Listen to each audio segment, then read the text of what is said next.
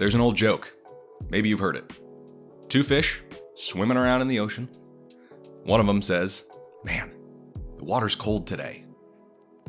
The other fish turns to him and says, "What the hell is water?" It's hard to see something when we're swimming in it. When it's all around us 24/7, we tend to take those things for granted. Any discussion of capitalism, I think, needs to start here by acknowledging that on some level, we don't see capitalism. And on some level, capitalism doesn't want to be seen. Describing capitalism in any kind of serious way can almost feel like describing a dream you had to someone. The words are there, but they disappear before you can get them out. And even the memory of what you were trying to say evaporates. But it's inevitable that art, media, TV shows, books, movies, will try and grapple with the water that they're swimming in. So, if a video game wants to say something about capitalism, how does it go about doing that? To explore that question, I want to take a look at two games that approach this issue from different angles, and they both succeed and fail in their own ways. But before we get to that, we just have to answer one super duper easy question first.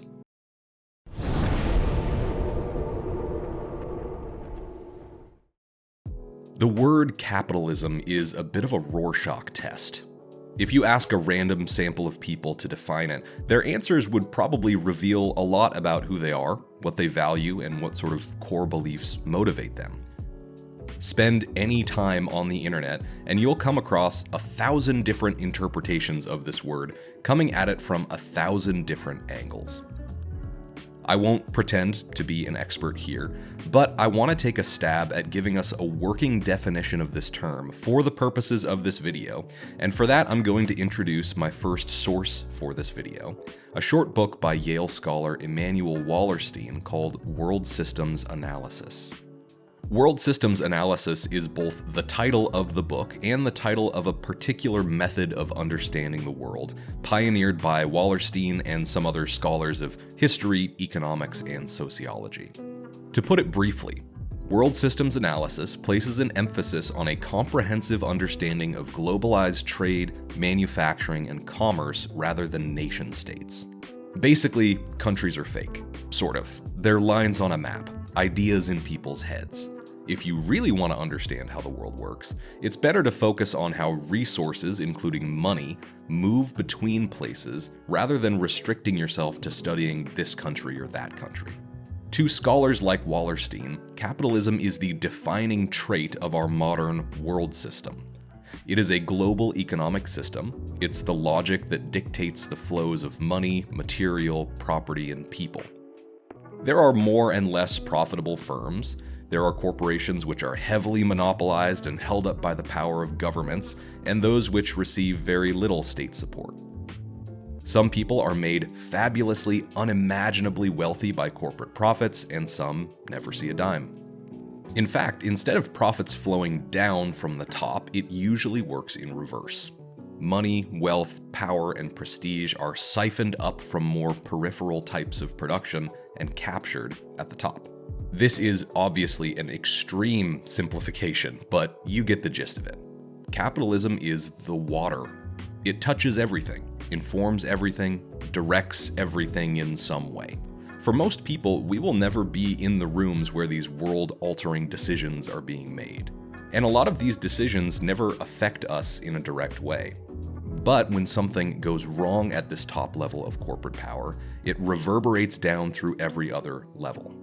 The 2008 financial crisis, the supply chain shocks from the COVID-19 pandemic, things like that.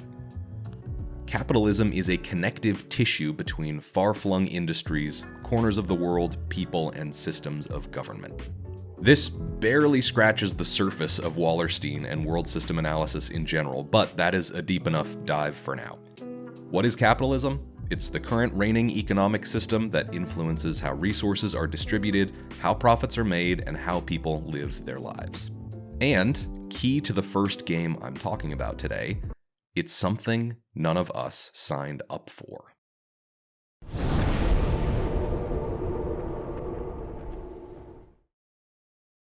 Cyberpunk 2077 fucking rips, It is one of my favorite games of the past 5 years.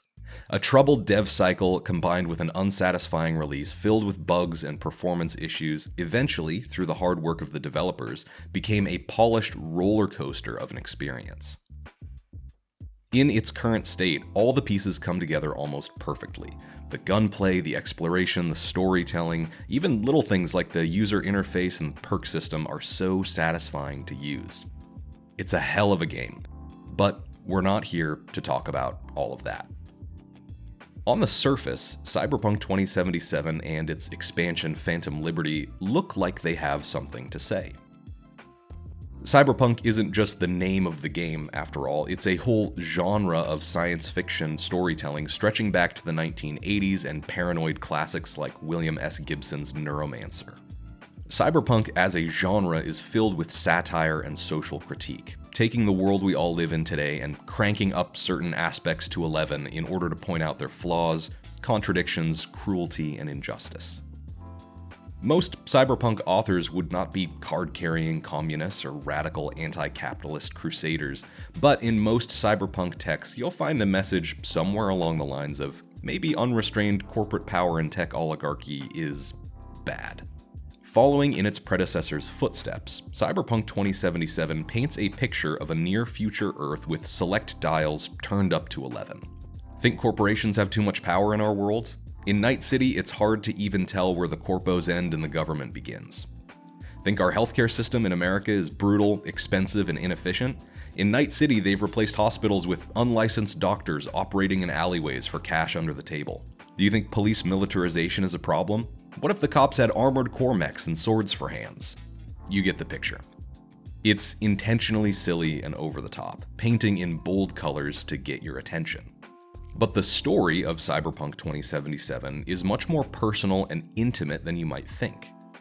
It is not overly concerned with politics, economics, large movements, or social upheaval. It is an individual story of one person trying to get their life back. You can choose from 3 different backgrounds when you create your character, but all of them end up in the same place. In the back of a Delamain cab with your friend Jackie bleeding out next to you, a piece of untested tech in your head, and no idea how to get it out. From there, the story is mainly focused on the characters you meet and the jobs you do for them in order to follow leads on how to get the Arasaka chip and Johnny Silverhand out of your head and get back to the way things were. However, the game does still have something to say about capitalism, even if the commentary is largely regulated to the background. The characters in the story are aware of capitalism as a concept, which is a step further than most games would take. The world itself is obviously shaped by profit-seeking corporations, and the world those corporations have made is mostly regarded as a negative. But there's an absence of any sort of organized resistance to it. The characters seem to have all embraced a sort of fatalism. There is no political solution to the crises and contradictions in the world of Cyberpunk 2077, only small and ultimately useless acts of individual resistance. Johnny, when he was alive in the 2020s, thought one man could take on all these forces and win. He believed naively in himself, in his own power. The idea that a single person could bring a system like capitalism to its knees is an object of routine mockery in the game. It regularly skewers stick-it-to-the-man, punk, anarchist revolutionaries like Johnny as naive and self-centered at heart. Johnny is a loser. That much is clear in the game. He's egotistical, out of touch, obsessed with his own legend to the point where he can't even see how much he failed to actually change. He, like the other characters in the game, retreats into a sort of cynical individualism. Fuck the world, fuck everyone else, it's not worth it to try and fix things. Conspicuously missing from Cyberpunk 2077's musings on capitalism is any real mention of organized labor. Sure, corpos rule everything with an iron fist, but a corporation is made up of workers, people who clock in every day to get the job done. Are the Arasaka guards unionized? Do the dock workers in Night City ever go on strike? The only mention I could find of organized labor in the game was a side gig called The Union Strikes Back. The gig has you assassinate the leader of a private security company who specializes in disciplining workers asking for concessions from their bosses. In the message you get about the gig, the quest giver says, "The unions are gone." But it doesn't say anything else about where they went. Were they outlawed? Did the police or the military crack down on them so hard that no one has tried reforming them?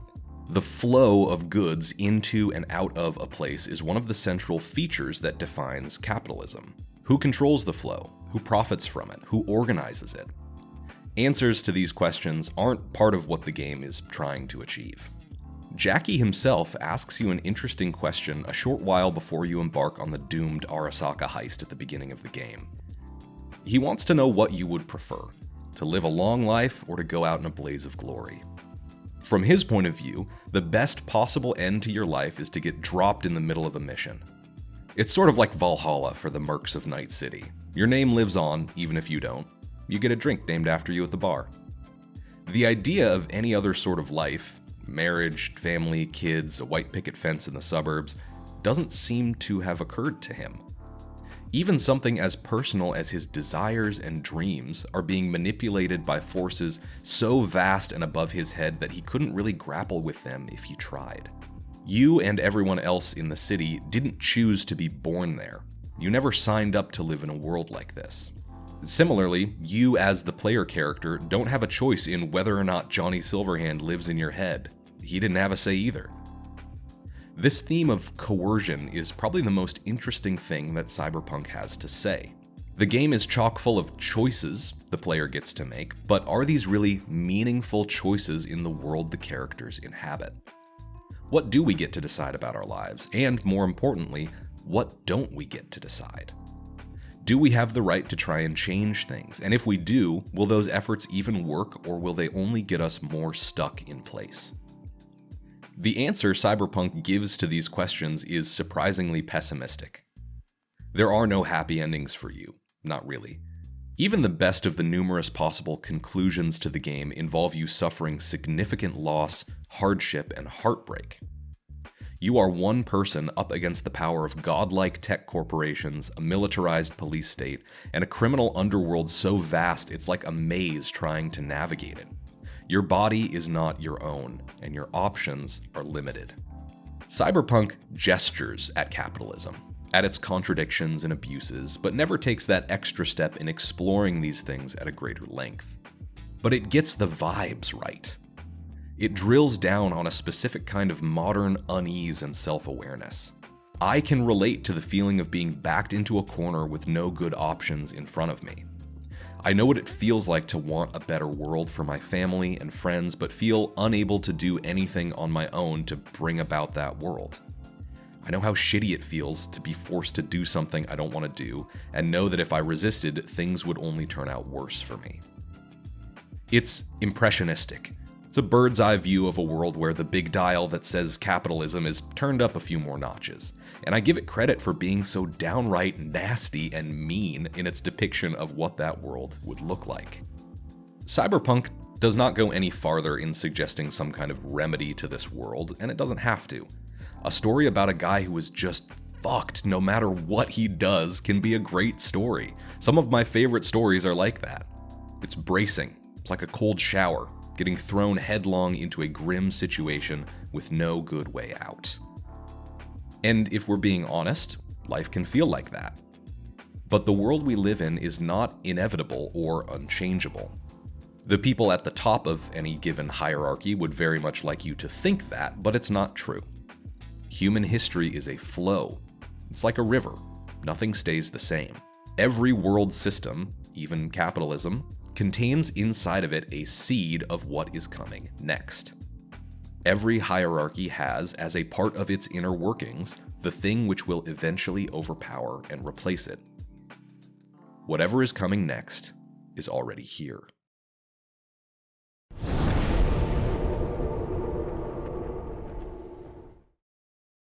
Disco Elysium is a strange game with a sad story.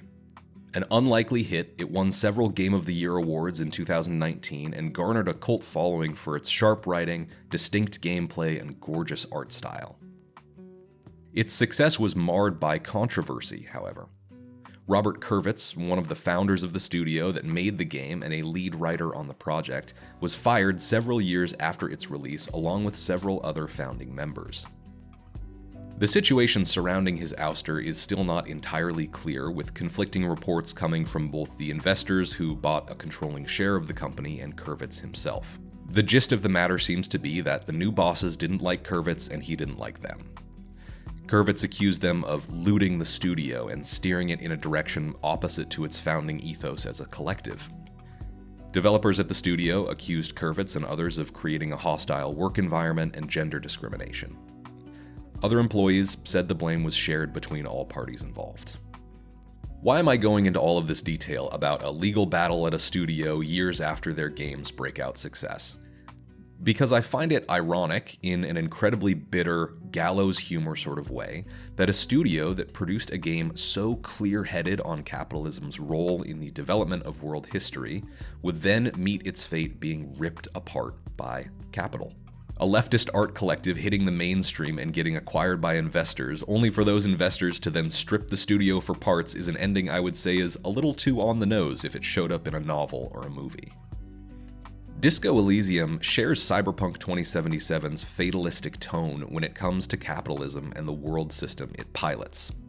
The game takes place 50 years after a failed worldwide communist revolution that left tens of millions dead. The massacre was so complete for both the hard right and the revolutionary left that the only people left to run the show were the level-headed, middle-of-the-road, centrist liberals, and you can't see this, but I'm putting quotation marks around all of those terms. These businessmen and women have spent the better part of a century crushing labor movements and generally siphoning any cash they can out of poor communities and natural resources, while scolding and disciplining anyone too keen on changing things by reminding them how poorly that went the last time somebody tried it. I generally think the term world building doesn't live up to its promise in video games. Most of the time, it means a collection of half-assed lore wiki pages and a generic story about an empire, or a king and some war and yada yada yada. None of it really matters. Many video game worlds do not have history in the real sense of the word. The events 10, 20, 100 years before the start of any given game generally do not have anything to do with the characters that populate the present. If they do have a sense of history, it's only on a surface level. Lots of video games feature revolutions that bear almost no resemblance to real-world revolutionary movements or wars. The members of these revolutionary groups are typically sanitized reformers who just want to make the world a better place in a sort of generic, be nicer to everyone way that hints at a democracy without any of the messy work of actually implementing a change on that scale. They don't belong to any particular political movement, and there is never any discussion of class, or labor, or how things get made, who controls the money, who outfits the armies, etc. Outside of Disco Elysium, the only other games off the top of my head that just outright portray revolutionary communism as a fact of the world would be 4X games like Victoria 3 or Hearts of Iron 4. Shout out to the spreadsheet bros for at least acknowledging it, I guess. In the real world, however, past is prologue. Who you are, your desires and actions, your dreams, your identity, your connections and opportunities are intimately tied to the history of the world around you. History constrains us and directs us. It limits our choices and our horizons. It shapes us. It is a hard ask for a video game to live up to this kind of world building, and most, if we're being honest, don't really need to. But Disco Elysium stands up to the task better than maybe any video game I've ever played. The world of Disco Elysium has history in a real and meaningful sense. The people you talk to, the contacts you make, the crime you're investigating, the events unfolding around you, all of them follow a chain of cause and effect reaching back a century or more. On the surface, it's a mystery story. A man is found lynched behind a motel. You are a cop, tasked with finding out who did it and why. But the game's roots go much deeper than that. As a world, it feels believable and realistic because of the background history that is there if you dig for it. It's refreshing to see a game that treats global trade, economics, politics, labor rights, work, and money as important aspects of its characters' lives. In a lot of video games, even mature games with mature stories, these things aren't really ever talked about in a substantive way. It leaves me feeling a little unable to connect with the characters. Those are important parts of my life. It's what consumes most of my time. It might not necessarily feel like escapism for a game to remind you of those things, but I find it makes the story feel more immediate and gripping. But in order to write about those things, a game needs to have a pretty clear understanding of the way the world functions. And in order to do that, it needs to touch some third rails that are pretty common no-go zones for stories in games. Disco Elysium walks right up to these third rails and lays down on the tracks and lets the big choo-choo train of capitalism run right over it. I forgot I wrote that line. How else would you tell a story like this if you felt the need to talk around subjects like strikes, revolutions, and capital instead of addressing them head on? The characters in this game talk about communism and socialism and capitalism and revolution, war, government, politics, and they typically talk in sharp dialogue with writing that stands head and shoulders above its peers. I found myself regularly choosing outrageous dialogue options just to see how people would respond, and the responses often caught me off guard. I was surprised at how much it felt like Disco Elysium was getting things right. And let me explain what I mean by that. I don't just mean that the game talked in a way that I agreed with and confirmed my previously held beliefs. I mean that characters and information get presented in a way that seems logical, material, and pokes and prods at the foundations of people's beliefs in the game. Take the first interview with Titus Hardy and his law enforcement gang, for example. To Kim Kitsuragi, your partner, they're a criminal gang like any of the other ones that roam the streets of Martinez. They have committed an extra-legal killing. One of them needs to be held accountable for it by the law. To them, however, they are the police, and they make a compelling argument for that. No one else was present to bring the man to justice, so they did it themselves. They use violence and intimidation to enforce a sort of order on their community, just like cops do. They are armed, like cops are. They have legal representation and the blessing of community leaders to act the way that they do, like cops do. The only difference is one of scale. You are backed by the coalition government and you get your authority to act from them. The Hardy Boys are backed by their community and they get authority from the union leader. And the more you play Disco Elysium, the more you see that your job isn't necessarily bringing a killer to justice or keeping the streets safe. It's to break a strike and keep a corporation from looking bad. Or take the character of Everard Clare, the union boss. At first glance, he seems to be a caricature of the corrupt union leader from a right-wing political cartoon. A fat guy who sits in his office all day, pulling strings behind the scenes and hiding behind his wealth and legal protections to let his boys get away with murder, literally. But again, this self-aware streak in the writing shines through. The character of Everard forces the player to think about what we mean when we say the word corrupt. Some union members openly admit that he is corrupt.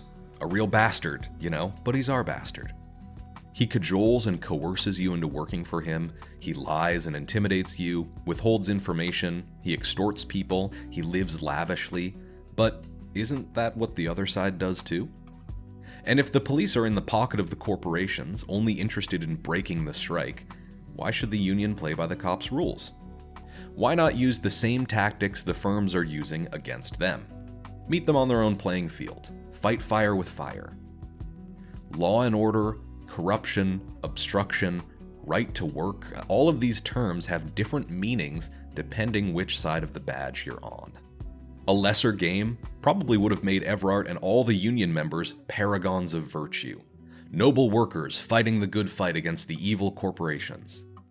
But in Disco Elysium, they're people.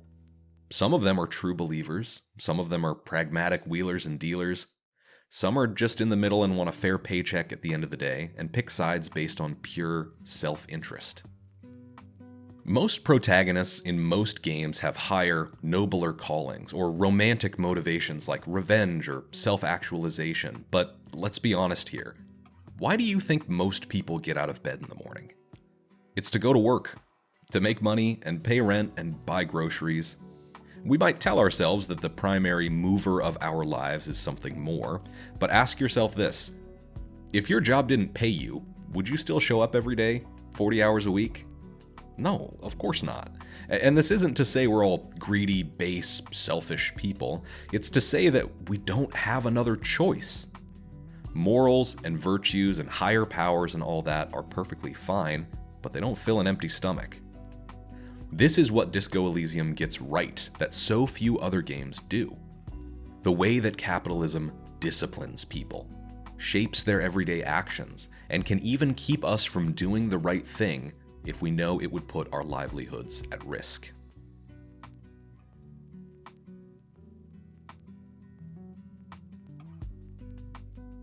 Can a video game be anti-capitalist? What would that even look like? And, most importantly, would it be fun, or would it just feel like getting a lecture? The thing about anti-capitalism and rebellion against the status quo in general is that it's extremely marketable. You can make so much money criticizing capitalism. You can sell t-shirts with Karl Marx's face on them. You can start a podcast with a Patreon or a Substack, hawking the hard communist truth to the bourgeois masses. You can absolutely rake in those dollars, coming down hard on the fascist corporate bugmen who make daily life a miserable slog. You can do this because above everything else, capitalism is adaptable.